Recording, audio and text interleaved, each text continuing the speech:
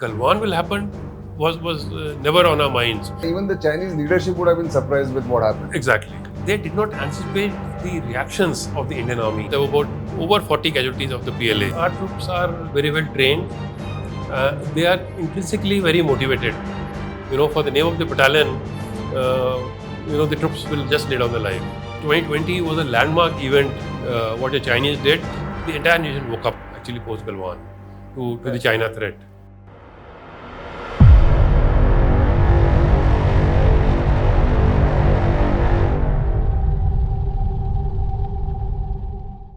Hello and welcome to BharatShakti Dialogue. I'm Nitin Gokhale, and today, on the eve of 5th anniversary of the standoff between Indian and Chinese troops in Eastern Ladakh, of course, one of the significant dates is the 15th June, the Galwan clash that took place in 2020. We thought we will look back at what has happened in these 5 years in terms of the standoff, the outcomes from the standoff, the negotiations, and of course, what has India gained and how India has coped with the situation given the early Chinese aggression in the summer of 2020. And no better person than Lieutenant General YK Joshi, now of course retired, but that time the Northern Army commander, the man in the hot seat when the standoff began and continued for nearly 2.5 years during most of his tenure. And of course, then negotiations took over. And someone who has been a specialist in Chinese affairs, was a defense attaché in Beijing, and has served majority of his military career in Ladakh, looking at the Chinese very closely, a Mandarin speaker. So welcome, General Joshi, to this program. Thank you, Nitin. Always a pleasure to be here with you. We go back to this year. Last year we were together in Kargil, and of course, 25 years before that we were there during the conflict itself. But what happened in the summer of 2020, when you had probably just taken over as Northern Army commander, perhaps will be a fascinating story in your next book. Whenever you write it, you've done one book on your journey till then. But let me take you back to those days of summer of 2020. Now, the general consensus everywhere is that the Chinese were the aggressors, and they caught India by surprise. Now, first of all, was it a surprise, or it was just a tactical maneuver that caught us by surprise?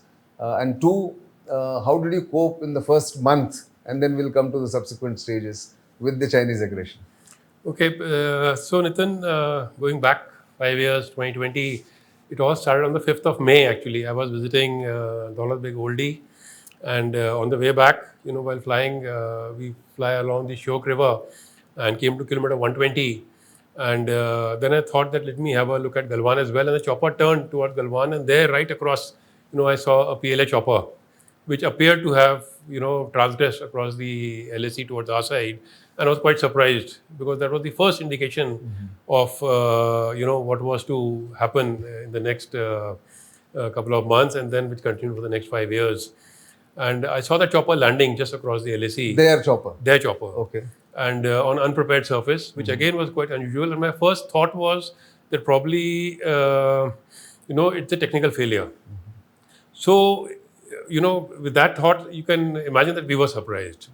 And so while we were aware that the PLA was on the Western Highway, they mobilized about 1 to 2 divisions every year in that area, in the area of Khangsi War, Thien Shui Hai, Sayadullah, and do the regular exercises. We are aware that they are there, that they are doing the exercises. But the fact that they're going to do this, come across towards the LAC, and at a couple of points, in the amount of strength that they came in, was a surprise to us. Certainly. But then when you saw that on 5th of May, or before that trip of yours from DBO back to Leh, any case that exercise that happens on the other side was known to you, but that they moved towards the LAC and at multiple points. And of course, the first clash, if I remember, on the northern bank of Pangangso took place around the first week of May itself, or a fisticuffs. No, it started on the 5th of May. at Galwan. At Galwan. And thereafter, it was on the 17th Uh-huh. and 18th of May when they came in the area of Soksalu, that Right. patrol point, what we call 17 and 15.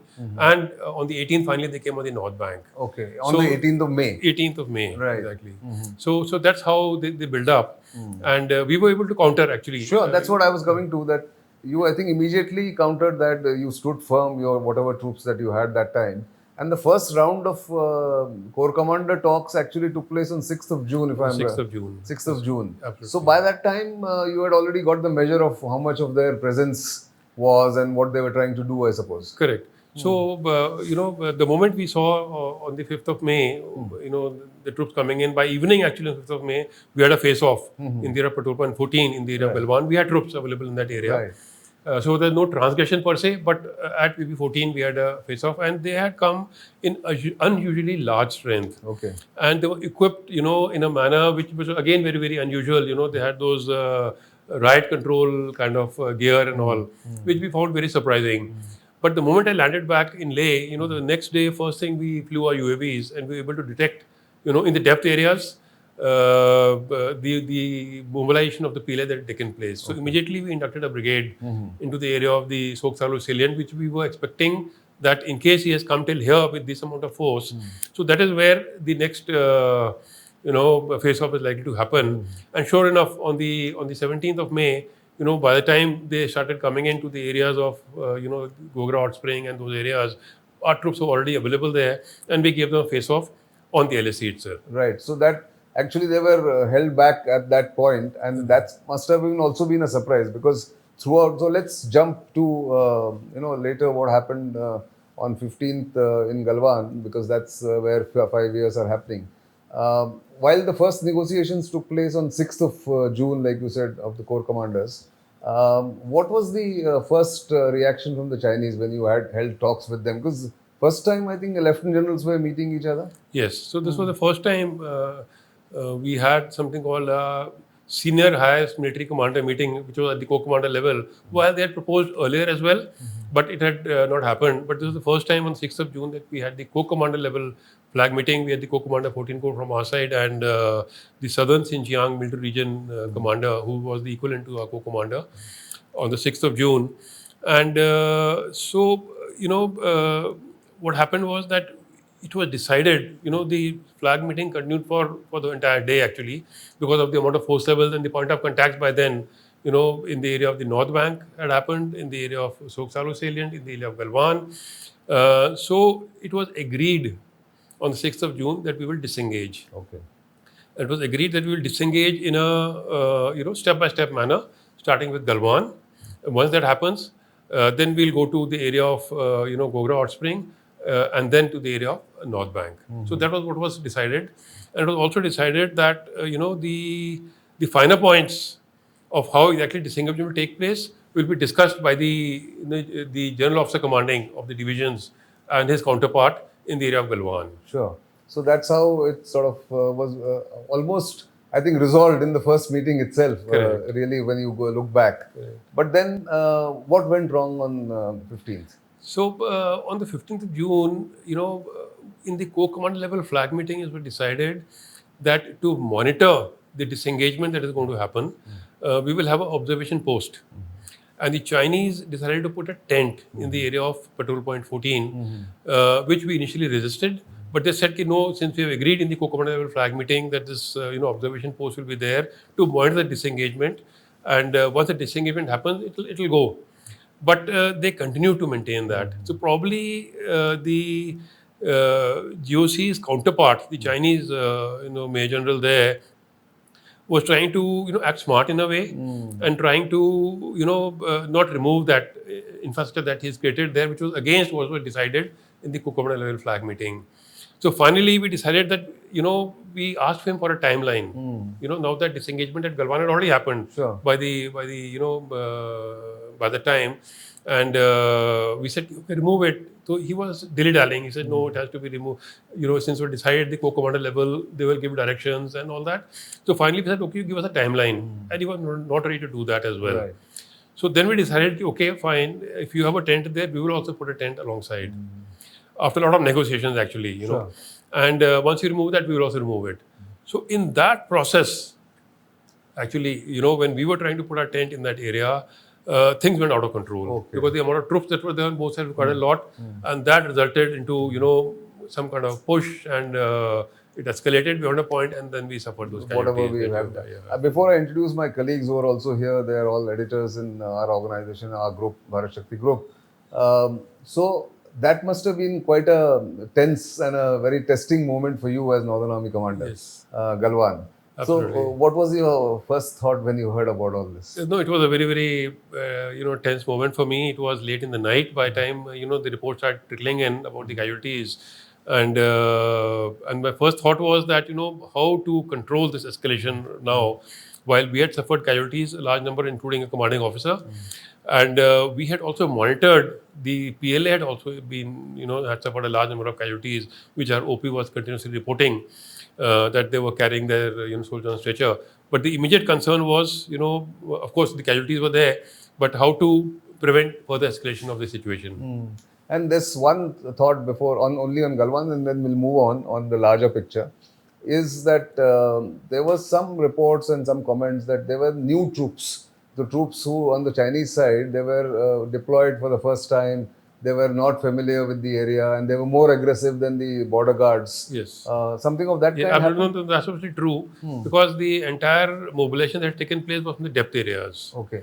And the troops that we used to interact with on a regular basis were there. But then, they were superimposed by these troops which have been inducted from outside, who were not familiar with our troops, who were not familiar with the terrain, and who were not familiar with the nuances of, our interaction that used to take place over a period of time. So that also, did play a role in escalating the situation. Right. So that was Galwan. So let me introduce my colleagues who are sitting here. There's Amitabh Revi, you've seen him there. That's Nilanjana Banerjee, and that's Ravi Shankar. All of them sort of work on different issues, but also a very common theme on defense and national security as well as foreign policy. So let me turn to Amitabh if you have something. Gen Joshi, since you were talking about the Corps Commanders meeting and you yourself were present in that, the first one, where if you could, what you can share with the normal viewer in terms of how those meetings progress, the length, the duration, the tension, the intensity, the communication, the translation, and how the Chinese behave and how we react to He wasn't there, incidentally. Yeah, It was so the Corps the Corps Commander. Yeah, it the was the Corps Corps Commander flag meeting. I was the Army Commander. The language. While I've attended hundreds of flag meetings, as a Sure, brigade sure, commander and a- We attended and one a in GOC 2010. Yes, absolutely. Yeah. So while I was not there for the Corps Commander flag meeting, but I'm generally aware of what was transpiring and what, because all the reports were coming to me. So initially, the first flag meeting, the body language of the PLA was totally different. And in the flag meeting, what happens is that, both sides speak, then there's a translation. So what would take 1 hour takes 2 hours, double the time. But normally these flag meetings are very, very, in a way, cordial. There's no sort of show of anger or shouting at each other. It's a very, organized way that the flag meetings happen, and that is also happening. But, in a normal flag meeting that happens for, let's say, the Depsang thing that took place, or the Tumor, which was only at one place, the sort of situation has happened. But in this particular case, the force levels involved were too much. The intent of the PLA was something different this time. It was a deliberate effort that they had done all this. So the flag meeting took a very long time. It took almost the entire day and maybe some portion of the night as well, in sort of negotiating with them, in discussing with them, trying to arrive at a, via media. And they tried to play with the words. And, but we are generally aware of what happens, and we were very, very careful with regard to that. So therefore, it took so much of time. How much power does this say their side has, Corps Commander? So- I mean, does it have to go back to Beijing Yes. and then is Yes, does so that they prolong? come with a, our co-commander has more leeway, and their co-commander comes with a set agenda. And if we has to take a decision to go beyond that based on what, we discuss, then he has to go back. So that again creates a problem. Many a times in this situation, while in other situations things were different, but in this particular situation, there has to be breaks, And then he would go back and maybe speak to his hierarchy and come back that this is what they're saying and therefore should we agree or not agree. And so our side we have more leeway, and their side there is a problem of the decision making, and he has to always go back to his higher up. It's good to know those atmospherics. Ravi Shankar. So did you anticipate that June 15 incident? When did you realize that something will go out of hand? Yeah, so we did not anticipate that. On the 6th of June in the flag meeting, clearly the methodology of the disengagement was agreed. It was agreed that we will disengage and that the final nitty-gritties will be now tied up at the Major General level. Once that was decided, so we were pretty confident that this will happen. But what was playing out in my mind is, the suspicions in my mind were all the time is that they were looking at a step-by-step disengagement.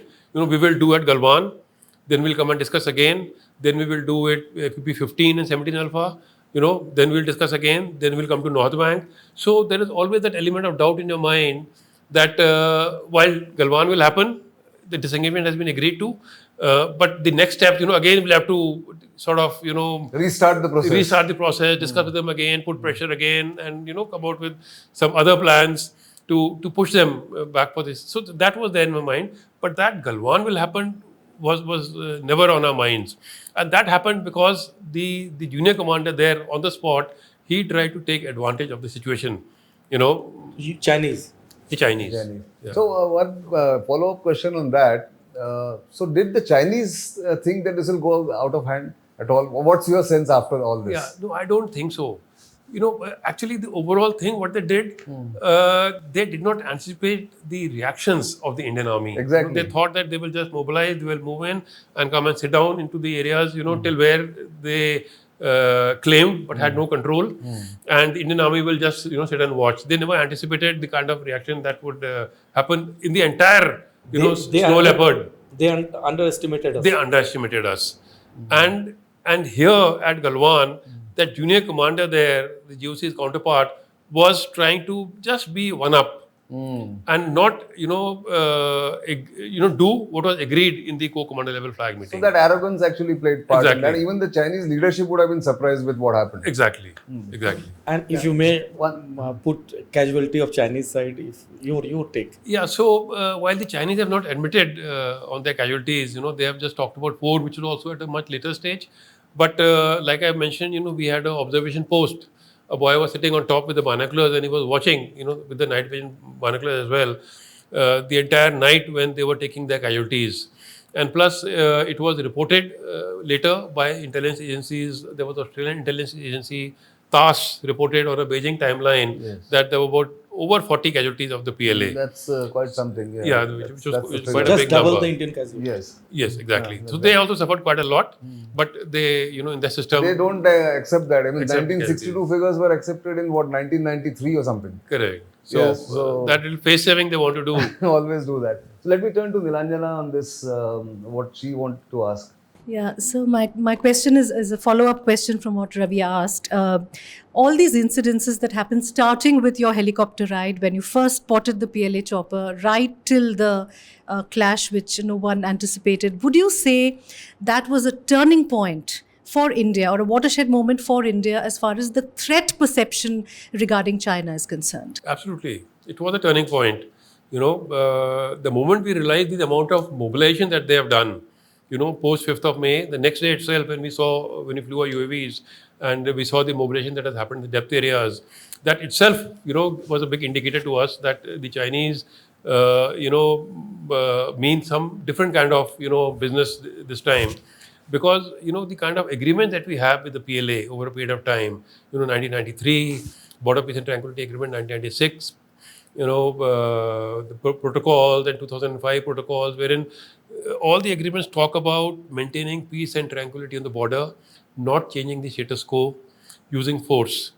And this was against those agreements. So the moment we saw the amount of force in the depth areas, that point itself was a turning point in the threat perception over the PLA. And of course, Galwan changed the entire, nuance of handling the PLA after that. So when Galwan happened, I think her sort of intention of asking that question, as I can imagine, is that the entire nation was initially shocked, and then it just sort of mobilized to back the Correct. Indian government and the Indian military, Indian army particularly. So that feeling did you get after Galwan? Yes, absolutely. That happened.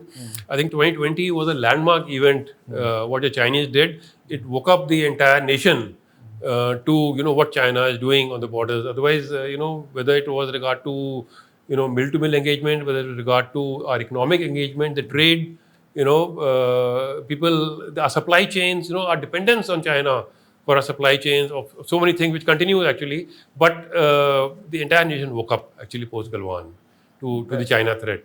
That's true. So let me move away from there, and then now let's jump to post Galwan. Obviously, everything. The PM, the Prime Minister came there. I think post Galwan, you received him, you briefed him. So that time, now 5 years down the line, one can speak about it. I think he spoke publicly also there. But what was his mood and what was his words of encouragement or otherwise to you guys? Yeah, so he listened to us, and we briefed him in detail, and with regard to what exactly happened, how it happened, and what was the situation on the ground, and thereafter he gave us an absolute free hand. That is entire up to the army and the military how they want to handle the situation, and of course concurrently the back channels or even in the sort of front channel itself, the SRs were talking, the EM was talking to his counterpart, the defense minister was talking to his counterpart. So all that was happening, but the military was given an absolute free hand to handle the China situation. So let me ask a broader question in this: that did you think that post Galwan, even the Chinese were not too eager to escalate it beyond a point, and they were eager to talk at various levels, EAM level, SR level? No, you see.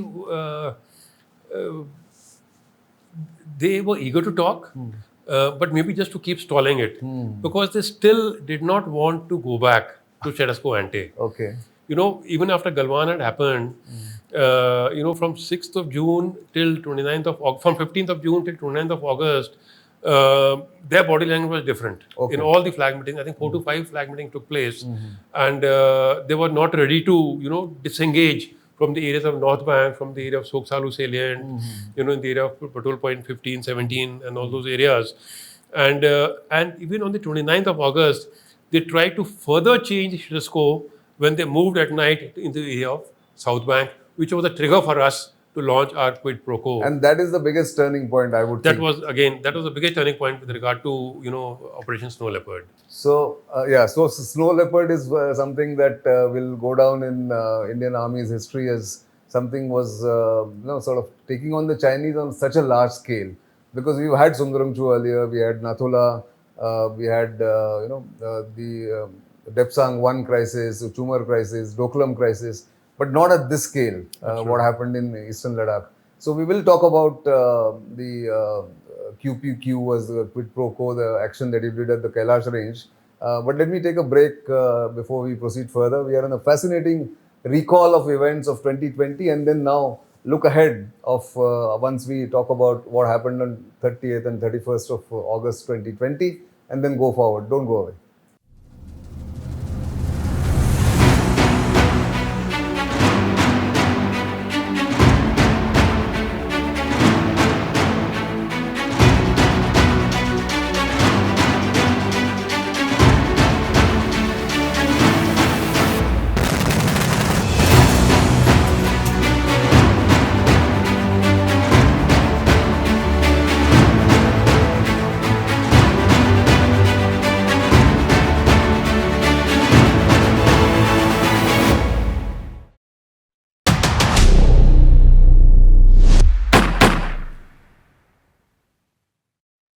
Welcome back to BharatShakti Dialogues.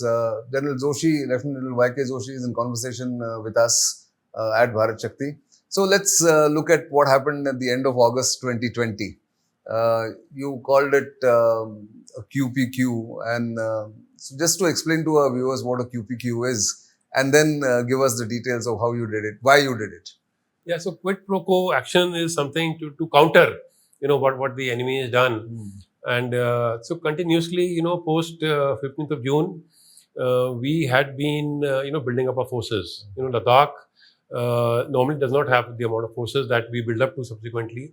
But when we realized, the amount of force levels that the PLA had mobilized opposite us, so continuously, the entire juggernaut of the Indian Army, the Air Force, got mobilized, and we moved a large amount of forces actually into Leh. Yeah. And the challenge also was, to keep the surprise while moving forces, on both the axes, the Rosala and the Rohtang axis, plus using the C-17s. We used armor, we mobilized armor, we mobilized mech, artillery, and the works actually. But from Leh, mobilizing the forces over a frontage of about 800 kilometers, over 800 kilometers was a big challenge. Right. So, but we continuously did that, and we continued to plan on these quid pro quo plans, that we were making, that we were rehearsing, that we were maturing, and I was continuously briefing the chief as well about these plans. So that is what happened, over this period of time from 15th of June till 29th of So, a lot of preparation. Lot of preparations, rehearsals, lot of hard work, went into the way we were able to finally, with ease, launch these quid pro quo operations. But So the amount of hard work that went in was quite a lot. And you said on 29th of August, the Chinese tried to again change the status quo by force. Correct. Which areas were the South This was Bank? in the area of South Bank. Early in the morning of 29th of May, we saw a lot of movement taking place. 29th of August. Yes. You mentioned May, so that's why. 29th of August. Yeah. Early morning, we saw a lot of movement taking place, and we realized what the PLA is up to. And then, we, as per our plans, we immediately mobilized our forces, which were available in that area, and went and occupied. We preempted what the Chinese were wanting to do in the area of South Bank, and we occupied that entire area with a brigade plus size So, force. when you say entire areas, this is the Kailash range of hills. No. This is, the Spangur Gap towards the Pengong So. So, Gurung Hills and all The that. Gurung Hill and that area. That area, okay. Yeah, exactly. Gurung Hill till the Pengong So. Pengong So, okay. So, all north of the Spangur Gap. So, this was occupied on 29th evening. 29th, 30th. 29th, 30th, Correct. okay. So, then we were able to preempt the PLA, and we were able to occupy all those areas, dominating the route which the PLA was using actually to come into this area. This Pangur Gap which is there. The Spangur Gap. And behind. Across the Spangur Gap, there's a post called Choti Changla, which is on the Chinese side. And from there, they were inducting these forces to come and occupy the area, which we went and occupied. So that was a big success. And the Chinese actually did not anticipate that we would be able to do that. Right. And concurrently during the daytime then, my biggest worry that was playing up on my mind was that just across the Razangra Chinla, the Kailash ranges, there's a Mordor garrison, and there was a large concentration of the PLA forces in that area. They had armor, they had infantry, artillery, all deployed there. And the biggest worry that was playing on my mind is that now the next step for them would be to come and occupy Razangra Chinla. And if that happens, then we will be in a very sort of difficult situation. Sticky position. Very tricky position. We'll be on a back foot, and then it will be a big challenge. Sure. So during the day itself, we launched another big force. I will not mention how much and what all, but But with armor, you went up. Yes, followed by armor and mech, and we occupied during the daytime the entire Razangla Rachinla complex. And again, the PLA, did not know what's happening. They did not just react. And we went and occupied this entire complex, and we were now overlooking the Mordor garrison. We were now overlooking the entire deployment that was across the Razangra Chinla complex on the Chinese side, and which was a big setback for the PLA. The third thing that we did on the same night, we went and occupied the area of North Bank. Okay. So North Bank is the PLA, those finger areas. The PLA had come and occupied the area of Finger 4. Yeah. We claim up to Finger 8 on the North Bank. So they had come and occupied the area up to Finger 4 up to a particular point where they were dominating our areas. Right. So we from the depth actually, with another brigade size plus force, went and occupied occupied areas which were higher than what the PLA was occupying. So you went on top of the occupation on top of that they had. Exactly. I see. And this totally took them by surprise. We caught the PLA, actually they were sleeping in some of the areas on top of Finger 4. I see. And that was a big masterstroke. So, Richinla, Rizangla has never been climbed, I mean, in the sense of occupation, Yes. the way you did it after 1962, perhaps. Absolutely. Absolutely. So And- while as a brigade commander and a GOC, I have walked up to Rangla Chinla many Sure. times and been there. Sure. But mobilizing and deploying these kind of forces, including armor and mechanized, was the first time after 62. Actually. Amitabh? Many would say that you're talking about quid pro quo here and then the withdrawal from those dominant heights. Many would say that why did we withdraw from there to just gain a tactical quid pro quo? In that sense, you should have kept that advantage. No, Post- I didn't get. Post, after the thing, Kailash range operations happened, why did we in February 2021 come down? I think you answered it in that interview, but you yes. can repeat that. Yeah, okay. So, it was done with a purpose. The quid pro quo was done with a purpose because, like I said, that in the 5 flag meeting that happened prior to 29th of August, he was not relenting. He was not relenting on the North Bank. He was not relenting on the area of Soksalu for 17 and 15. And we have to continue negotiations a lot. So, in any negotiation, there's a give and take. So we had nothing to give, or with the PLA. So, so this was the leverage that we got. And then once we got this leverage, that is when we then started. He was on a backward thereafter, came back, to the negotiating table. His body language was totally different. And then we negotiated with them, and then we started the disengagement process.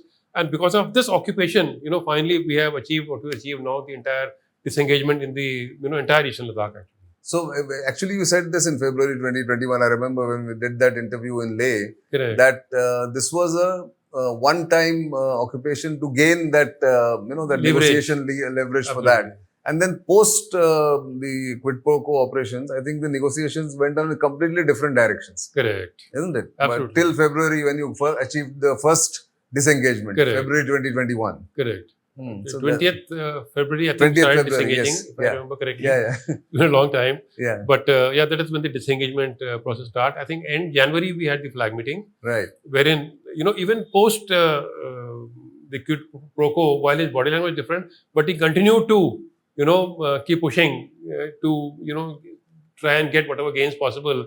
But then, our stance was very, very clear that it has to be a total disengagement, status quo ante April 2020, and nothing, less than that. So then the final disengagement started on the 20th of February. Exactly. 21. So I would like to continue with that.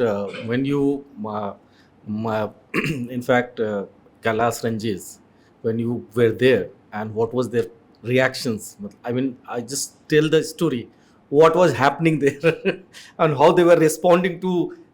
They were surprised. What was their first reaction? How you describe it, the situation there? Absolutely. So no, there was just no reaction. This was daytime.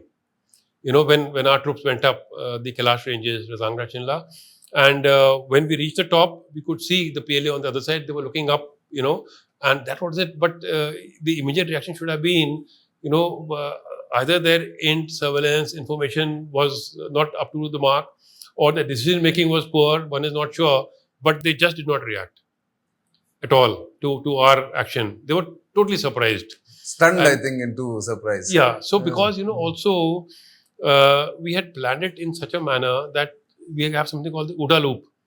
In any situation developing, you observe, then you orient yourself, then you take a decision, and then you act.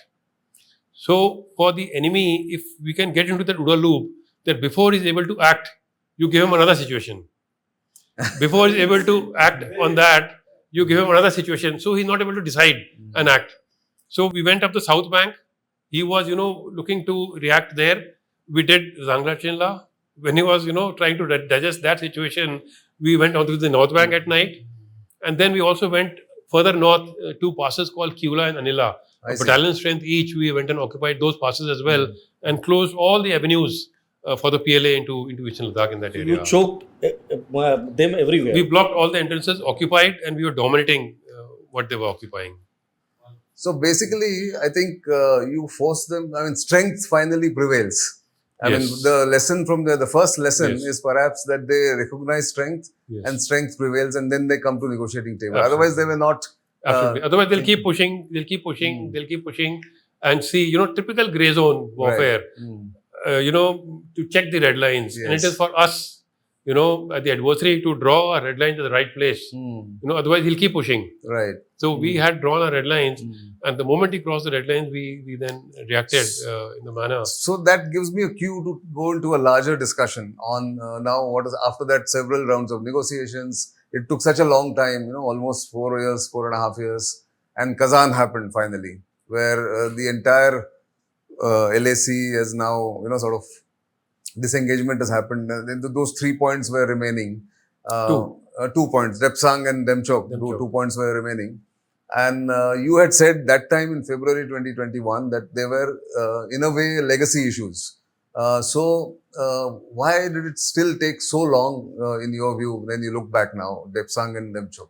So it is typical of the Chinese, to take advantage of a situation, and like I was explaining earlier, to keep pushing and see, to how much they can gain.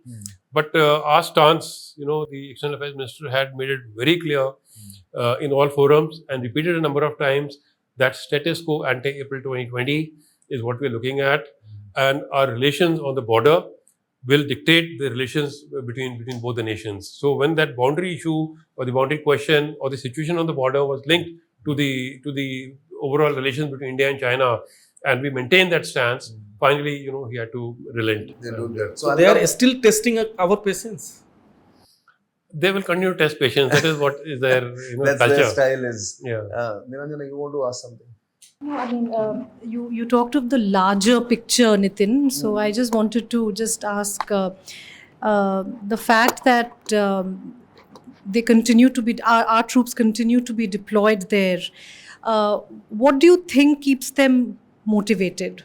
And the morale of the troops, our troops over there, I think that is again something that could be an issue because, extremely difficult conditions at those heights. What is it that keeps our troops completely motivated? So our troops are very well trained. They are intrinsically very motivated.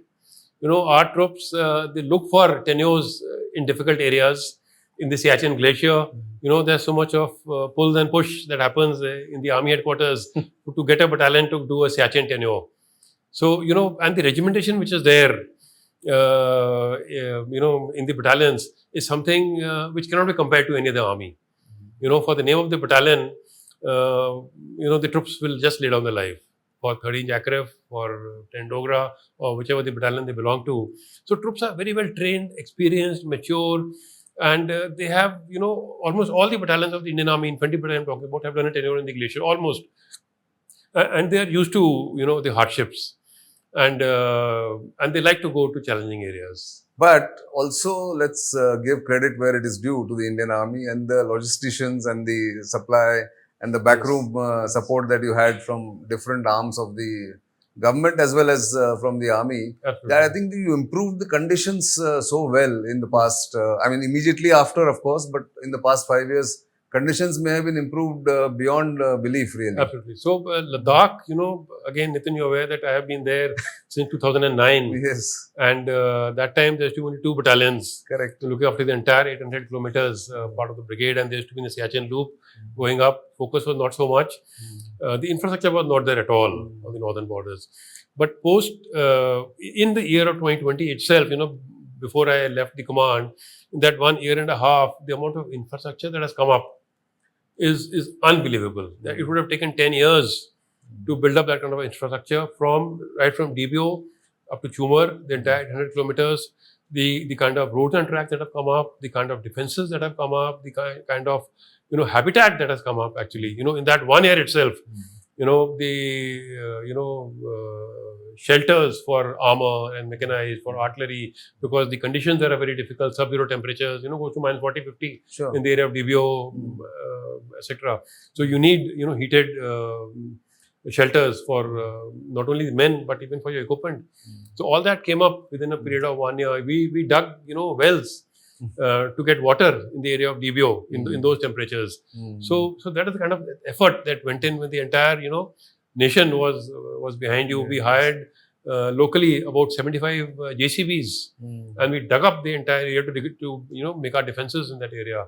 In that just year and a half, which normally with actually zero focus on the northern border at that time would have taken 10-15 years. That's right. But I think thanks to what happened in 2020, in a Yes. way, that the focus has completely changed to the northern borders, and the infrastructure that has come up is tremendous. I'm told now, in the last 5 years, about 2,000 kilometers of road, 5,000 almost. I'm told. almost 5,000 kilometers of road have Yeah. been constructed, and another 27,000 odd has been planned to be constructed in the near future. So that is the kind of focus which was required all the time on the northern borders, and we are doing that. True. Amitabh has traveled extensively over the past 5 years. I went there in 2020 when he was still there. Went to Hanle and other places. We saw the beginning of the transformation of northern borders, really, in that sense. But you've been there after that to Air Force as well as And all and across. to all you know, across, from yeah. Arunachal to Ladakh. Arunachal to Ladakh, except Sikkim, which we haven't done. But Air Force also played a major part. Air Force plays a major part. The C-17s, the amount of airlift that they did, day and night actually, from Chandigarh, from the planes, troops, guns, armor, mechanized, artillery, ammunition, shelters, the works. Right. Other than what was moving on both the axes, but the C-17 did a commendable job. The Chinooks, tactical movement, which you're talking about, from Leh to forward areas, Sure. carrying underslung loads, to the entire frontage. So Air Force played a major role at that Absolutely. time. So let's look at the future now. Since you are an old China hand, the Chinese have agreed and India and China have agreed to the disengagement that has happened. What next? Should there be a set of new protocols, fresh protocols, the rules of engagement on the LAC? I'm not even going whether the LAC can be delineated and demarcated because that's too far away. But some new rules of engagement are due. Yes, definitely. We need to look at new rules of engagement, because the rules of engagement that we had prior to 2020 were all broken, by the PLA. Be it the 1993 Border Peace and Tranquility Agreement, 1996, 2005, 2013 BCA. We had a large number of agreements, Sure. all focused on maintaining status quo and peace and tranquility on the LAC, but they've all broken. So now, with the amount of force levels that are deployed on both sides, I think we should be looking at, more technology. Okay. Using cameras, using UAVs, using drones to carry out surveillance and to dominate areas. Right. And for that, we'll need to have, more different kind of rules of engagement that we'll have to sit down together Sure. and work them out. So that must be the work in progress, I'm sure, about I'm sure, that. yes. No. But let me look at, unless any one of you have any question to him. In terms of infrastructure, General, since we've experienced it, we documented it, and you know about it across the LAC. But when we talk about the Chinese side, even when we talk about OSINT, just us looking at Google Earth, we can make out the amount of development and infrastructure development that's happening there, dual use, villages, bases. And when you talk about the Indian Air Force to kind of cut our advantage of from the planes, what is the long-term strategy that India should have for that, counter that? You see, the Chinese have an advantage, it's a Tibetan plateau.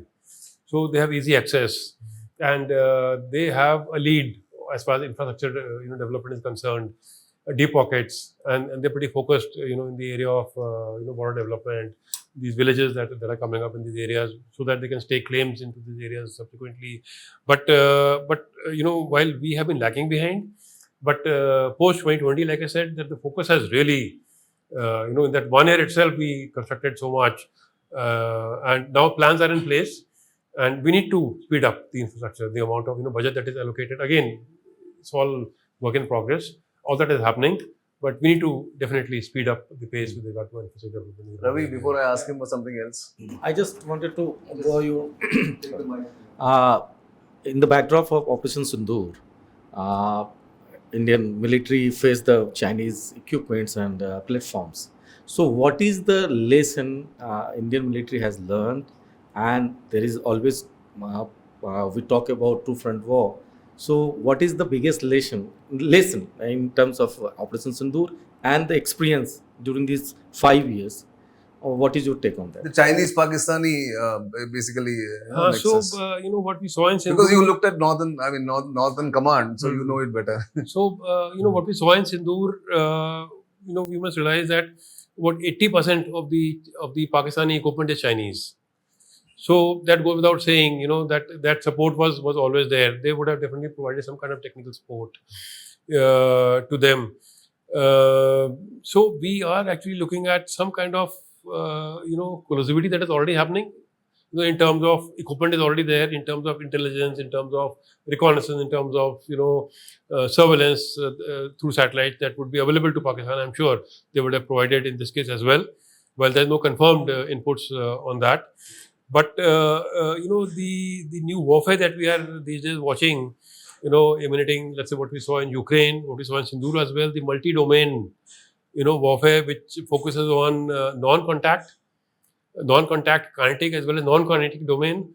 So with that being the reality of future wars, the collusivity between China and Pakistan is a reality. With the multi-domain non-contact warfare, where there is a deniability as well. But I must also say that during Sindoor, what came out officially from China was a very balanced kind of statement that came out, while the Foreign Minister Wang Yi did say that iron brothers and we support your sovereignty, territorial integrity and all that. And post when we launched Sindoor, their foreign spokesperson of the foreign ministry, Lin Chian, did make a statement that is regrettable, but kind of balanced. But what did come out, let's say Global Times or in the social media, was something which was totally different, with regard to the Chinese equipment being used and all that. So one has to weigh, what China is trying to signal to us. And in the same breath, I would also say that 10th, we launched our, when we went in finally for the airfields in Pakistan, 11th of May, the Chinese renamed another 27 odd places in Arunachal Pradesh, which they always do with some kind of trigger. So that is a kind of signal, that we need to understand that what is it trying to signal to us. It's a reality now. That's it's a reality, exactly.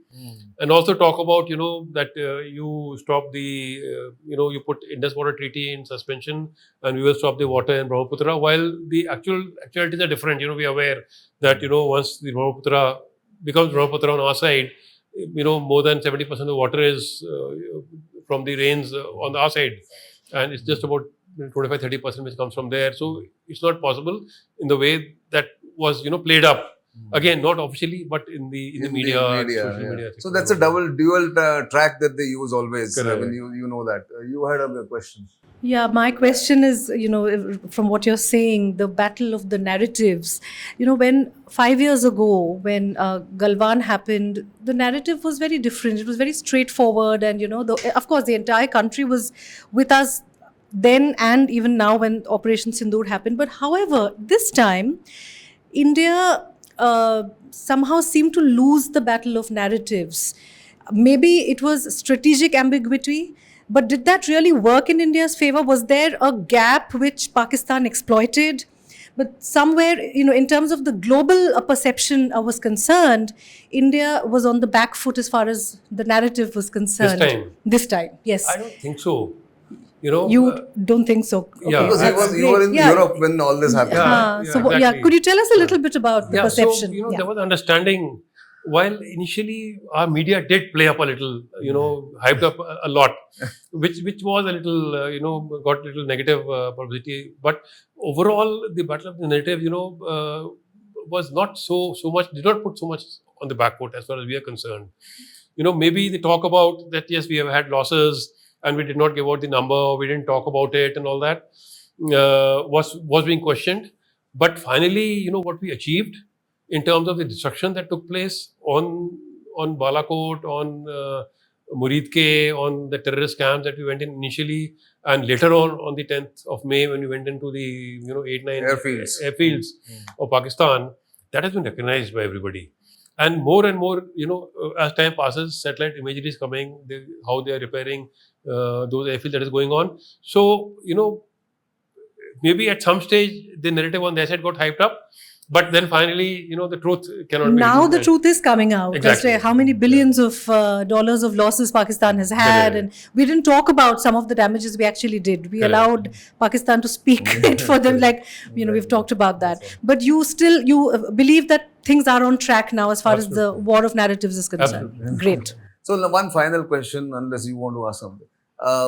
Before we close, because you've seen China from close quarters, there is this section of the analyst which believes that China's actual main objective is to reunite Taiwan with mainland China.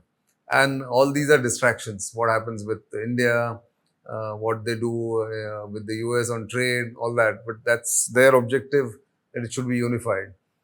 So if that is the case, can they do both of this? And is it one of the reasons why they have settled or trying to settle things with India and then look at targeting Taiwan going forward? Yeah, so for China, in my understanding, the priority one is Taiwan. Okay. They're looking at reunification. Ideally peaceful reunification, but then with the nuances that get played with America and everything, even, what the statements that come out, that even if they have to use force, but whether they will do it now or not is a big question mark. Timelines keep getting played out that, when in 2027, before Xi Jinping goes into his fourth term, he would want that, this reunification of entire China happens. So all that is being talked about, but they can't do both, definitely. And the reasons for disengagement on our side is not just Taiwan, actually. There are so many other factors that get played up. The stance that we took, the firm stance that status quo ante April 2020, nothing else. And also probably since this happened in October, 21st of October, actually we came to the agreement. Probably the Chinese would have done the assessment about the US elections, that Trump is likely to come. And, having experience of 2017 when Trump won happened and the kind of pressures they came under. So probably they wanted to keep one front quiet as far as that issue is concerned, and looking at our markets as well. And then, of course, the focus remains South China Sea and Taiwan. Sure. Taiwan as priority one. Yeah, priority one. So that's something that I think we should take note of, but we cannot lower our guard anywhere going forward. And this has been a good trigger. This has been a good reorientation for the entire nation, not just the military, that we are looking at the northern neighbor as the primary adversary. Of course, Pakistan occasionally will create nuisances like they've done in Pahalgam and otherwise. But thanks for this fascinating recall, and then looking ahead into where we are as far as India-China relations are concerned. Thanks again, thank you for coming here and talking to us. Thank you, Nitin. Always a pleasure, like I said. Thank you. Thank you. Keep watching Bharat Shakti. We bring you this such interesting guests with knowledge, with expertise, and with experience of what they do, really. And this was important to really flag that where we are after 5 years after not just Galwan, but the standoff that began in Eastern Ladakh, and then, of course, how India tackled China, stood up to China so resolutely, which should be an example to other countries who have not managed to do this in, say, South China Sea or otherwise. So keep watching Bharat Shakti, and, of course, keep sending your feedback to us. For the time being, it's goodbye.